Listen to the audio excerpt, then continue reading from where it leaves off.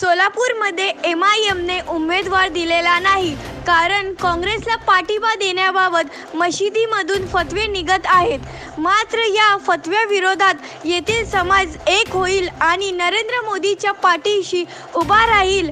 मोदींना पाडण्यासाठी सोलापुरातील मशिदीतून फतवे निघत आहेत, असा गंभीर आरोप भारतीय जनता पक्षाचे सोलापूर लोकसभेचे उमेदवार आमदार राम सातपुते यांनी केला।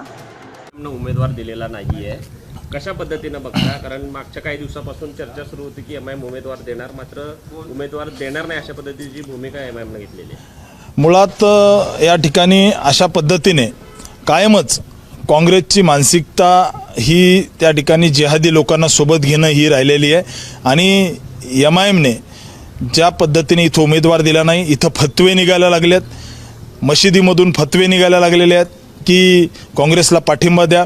त्या ठिकाणी MIMला फतवेचं पालन करण्यास सांगितलेलं आहे।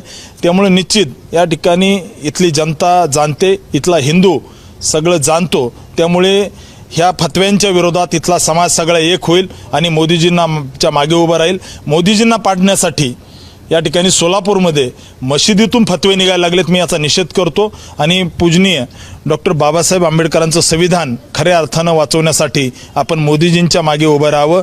हे अशा पद्धतीने जे फतवे काढून संविधानाला जे खुलं आव्हान देण्याचं काम हे काँग्रेसचे लोक करतायत। मशिदीमधून फतवे निघतायत मोदीजींना हरवण्यासाठी। या सोलापूरमध्ये त्या ठिकाणी वेगवेगळे लोक फिरतायत, याचा मी निषेध करतो। मौलवी फिरतायत की मोदीजींना हरवायचे म्हणून फतवे निघायला लागलेत, वेगवेगळे उर्दूचे पत्रक घराघरात जायला लागलेत। त्यामुळे मी या सगळ्या गोष्टीचा निषेध करतो।